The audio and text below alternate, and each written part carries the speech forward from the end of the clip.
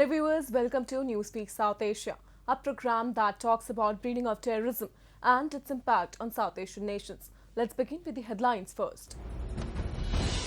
Drone terror attacks rock Jammu's Indian Air Force station. Families of Afghan Taliban live in Islamabad, says Pak Interior Minister Sheikh Rashid Ahmed. An exiled activist protests across Europe against Pak atrocities.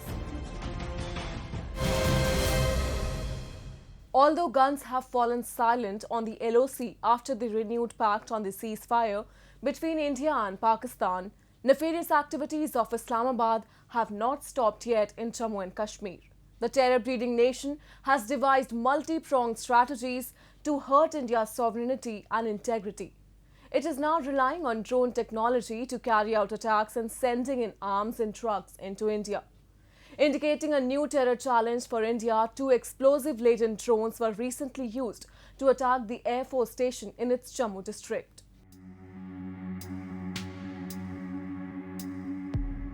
India witnessed a glimpse of modern-day drone warfare as 2 unmanned aerial vehicles or UAVs dropped sophisticated improvised explosive device payloads at the Air Force base in Jammu recently. One of them fell on a building, creating a hole in the roof, and the other exploded in an open area. In the first terrorist attack of its kind, 2 IAF personnel suffered minor injuries in the explosion that happened within 6 minutes of each other. This is the second attack on an Indian military airfield in recent years. On January 2, 2016, 4 Pakistan-backed Jaish-e-Mohammed terrorists attacked the Pathankot airbase, killing 7 security personnel. Initial investigations by Indian authorities suggest that the recent attack was carried out by Pakistan-based terror outfit Lashkar-e-Taiba. It appears to be part of Pakistan's larger sinister conspiracy against India. By using such drones fitted with explosives, terrorists can penetrate into Indian territory without actually having to infiltrate terrorists or engage with the armed forces in encounters. Removing the human element from the equation also allows perpetrators a greater degree of deniability. Geographical proximity of Pathankot or Jammu Air Base. Jammu Air Base is only 14 kilometers from Indo-Pak border. That attracts the attention of Pakistan Army. And this drone attack is first of its kind in the history. And it's my belief that it is just an experiment. It is a dummy run. Pakistan will try to enhance and scale up the type of drone attack on our air bases. But they want to show their presence, and therefore these Lashkar-e-Taiba and their terrorists, they are trying to create show presence by resorting to such activities. But it's my belief that our Operation All Out and our preparations are sound. We'll be able to locate them and thwart their attempts. Drone terror threat continues to hover on India's military installations in Jammu and Kashmir. After this attack, drones were spotted 5 times for the 3 consecutive days in different areas of the Union territory, which escaped when security forces opened fire. According to experts, this is the first time that drones are being used in an attack on defense installations in the country. However, there have been several incidents of Pakistan-based terrorists using drones in the border areas of Jammu and Kashmir and Punjab to drop arms, ammunition, drugs and money to fuel terrorism in the region. These kind of drone activities, it is 100% sure that none other than Pakistan is involved in this, and Pakistan is trying to do all this. You see, drone activities and all these things, they are happening because of the Kashmiri talks that the Prime Minister is having, and also in the wake of the elections that the Prime Minister is proposed to have in Jammu and Kashmir. And the Prime Minister also said that democracy will be restored in Kashmir. So Pakistan has to play foul. Pakistan has to indulge into all these terror activities. And this is absolutely very, very shocking and horrible on part of Pakistan. Last week, terrorists also lobbed grenades at a CRPF post in Srinagar, leaving 4 civilians injured. On June 27, terrorists shot dead a special police officer of Jammu and Kashmir Police at his home, along with his wife and daughter. However, in a major setback to Pakistan, the security forces gunned down 2 Pakistan-backed terrorists in an encounter, including the Lashkar-e-Taiba top terror commander Nadeem Abrar Bhatt, who was involved in several killings of security forces and innocent Kashmiri civilians. पिछले कुछ दिन में innocent को, civilian हो या police वाला जो कहीं छुट्टी पर जाता है, अपने घर जाते हैं या मस्जिद के पास नमाज पढ़ने जाते हैं, उसको टारगेट कर रहे हैं लोग। एक सोसाइटी में, एक कश्मीर में एक फेयर साइकोसिस, एक ऐसा माहौल बनाना चाहते हैं कि इनको डर है आने वाले दिन में यहाँ काफ़ी टूरिस्ट आएंगे, लोग आएंगे, यहाँ पर अमन चैन होगा, उसको देखना नहीं चाहते हैं। कुछ पॉजिटिव टॉक भी चल रहा है, उसको भी डिस्टर्ब करना चाहता है। इनका ये मेन मकसद है, यह नहीं चाहता कि यहाँ पर शांति हो, लोग यहाँ पर विकासशील हो, डेवलपमेंट हो, लोग 2 पैसा कमाए। Over 100 days at the line of control have passed without a bullet being fired between India and Pakistani forces. But there is no commitment from Islamabad to stop sponsoring terror. At a time of increased vigil on the border, Pakistan-backed terror groups have been adopting terror tactics from other theatres like drones to drop weapons, tunnels to infiltrate terrorists, and introducing IEDs in Kashmir. This puts a question mark on Pakistan's intent as to whether it genuinely seeks peace at the border or it is hatching a bigger conspiracy, and peace gestures were merely a tactical move.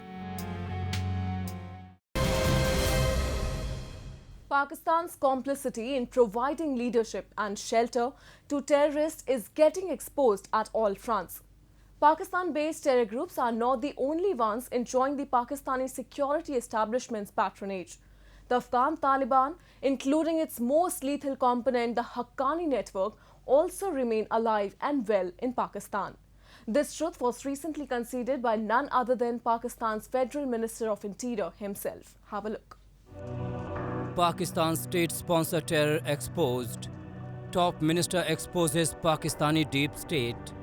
The unholy alliance of Pak government and the Taliban unmasked yet again. Islamabad claims to completely dismantle terror infrastructure in the country and withdraw its support from the terror organizations operating in Afghanistan have fallen flat. In an interview aired by a private Pakistani TV channel, Pakistan's Interior Minister Sheikh Rashid Ahmad conceded that families of Afghanistan Taliban live in his country, including in the capital city of Islamabad, and sometimes the members of the insurgent outfit are treated in local hospitals. Whenever Pakistan is caught doing something illegal, Pakistan's first instinct is to deny it completely. Of course, the rest of the world knows that Pakistan is not telling the truth, and then after a passage of time, Pakistan slowly starts to admit it and then says it openly. What happens is, the illegal act that Pakistan commits, even if legality does not change, it becomes permissible by international standards. Earlier in June, Pakistani Foreign Minister Shah Mahmood Qureshi denied the presence of Taliban sanctuaries in Pakistan in an exclusive interview to Afghanistan news channel. Not only did he defend the Taliban attacks brazenly, but also issued veiled threats to the Kabul establishment to either fall in line and give in to Taliban demands or face consequences. In this nearly an hour-long interview, not once did Qureshi concede that Taliban were terrorists. In fact, he almost called them freedom fighters. Again, if you try and create this impression that the violence is high because of Taliban, let me just finish. The violence is high because of Taliban. Again, that would be an exaggeration. Several reports have revealed that the Taliban Leadership Council continues to operate out of Pakistani Balochistan's capital. The former tribal areas, which have now been merged into the Khyber Pakhtunkhwa province, have seen a resurgence of the Taliban's local affiliates. As per a report by Voice of America quoting locals, the donations to the Afghan Taliban are on the upswing in Pakistan border regions as the militant group intensifies attacks against Afghan forces. In Balochistan, some observers say the sanctuaries and support networks are part of Islamabad's long-standing efforts to shape the political system in Afghanistan. Certainly the groundwork that Taliban needs to do has been done in total conjunction with the Pakistani authorities. There is complete coordination in this particular matter. So Pakistan is being used as a springboard to enter Afghanistan, to invade Afghanistan. Everybody knows it. While Pakistan always denies supporting the Afghan Taliban and recently joined the United States, Russia and China informally opposing a return of the group's Islamic Emirate, it has done little to hamper the Taliban's military machine on its own soil. Taliban are Pakistan's protege, secure in their safe havens, launching attacks in Afghanistan and returning home to headquarters. Islamabad has even denied hosting American bases in Pakistan for military action inside Afghanistan to maintain a counter-terrorism infrastructure in future. Experts say Pakistan has a massive plan drawn out for post-US withdrawal from Afghanistan, and they only fear for its nowhere close to peace or harmony. Let's now talk about Pakistan's hypocrisy in dealing with terrorism and human rights. It is here the state and non-state actors both are engaged in spreading violence and carrying out gross violations of human rights. A large number of people from various ethnic communities in Pakistan have migrated abroad and continue to raise their voice against injustice. They are now demanding intervention by the international community to protect the civilian lives that have been facing forceful abductions, tortures, and even killings. Such protests by Pakistani dissidents in the West are common nowadays. They are Baloch, the Sindhis, the Pashtuns and even Mohajirs who have been facing persecution and other brutalities in the hands of Pakistani security forces, terrorist groups and criminal gangs. Their family members, friends and even party workers have gone missing. Some were tortured and even killed by the security agencies. The Baloch National Movement has been raising the issue of enforced disappearances and extrajudicial killings in Balochistan by holding protests in Europe and other parts of the world. There are Pakistani intelligence agencies, including Pakistani army, are abducting Baloch political activists, Baloch writers, Baloch doctors, Baloch intelligentsia, and Baloch human rights activists across Balochistan. Dr. Deem Ahmad Baloch is an example. He's been missing for more than 12 years. Zakir Majid is another example. So there are thousands of Baloch students, doctors, lawyers who are still missing in Pakistani secret torture cells. For the past several years, the Baloch have been raising their voice at the United Nations in Geneva.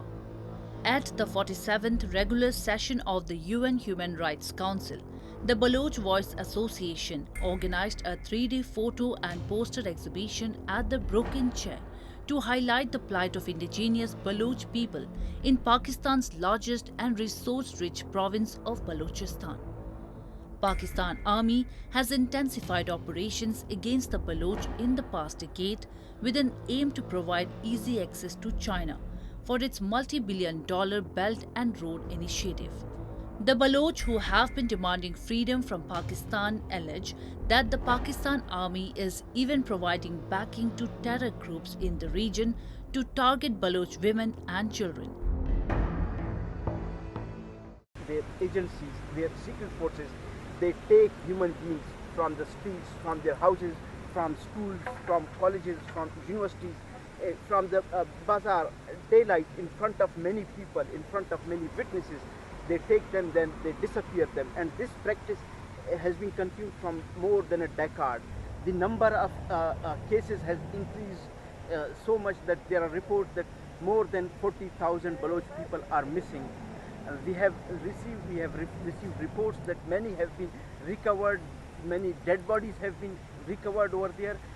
They tortured, mutilated dead bodies of Baloch missing persons who got disappeared by the forces.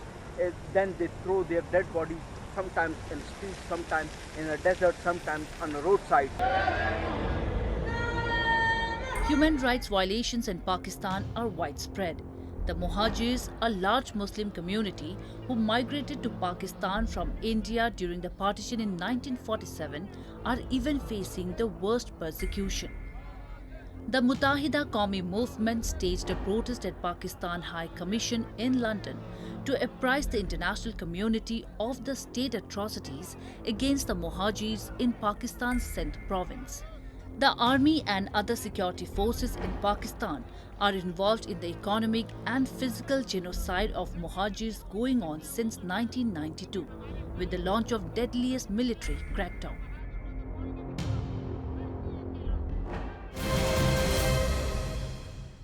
Moving on, in a major setback to Islamabad, the global anti-terror financing watchdog, which is the Financial Action Task Force, last week decided to retain Pakistan in its grey list for failing to adequately investigate and prosecute senior leaders and commanders of UN-designated terror groups present in the country. Despite remaining in grey list of Financial Action Task Force for years now, Pakistan failed to comply with 27-point action plan. We have a report. Pakistan continues to face global embarrassment for carrying a tag of terror-promoting state as it failed to convince FATF, the global money laundering and terrorist financing watchdog. Its hopes of being let off the FATF's grey list were dashed once again, as the 39-member grouping decided to keep it on the list and even added more tasks. By failing to prosecute senior leaders of UN-proscribed terror groups, Islamabad is yet to fulfill the toughest of the 27 conditions, due to which the Paris-based UN watchdog has not yet removed Pakistan from its grey list of countries which are under increased monitoring.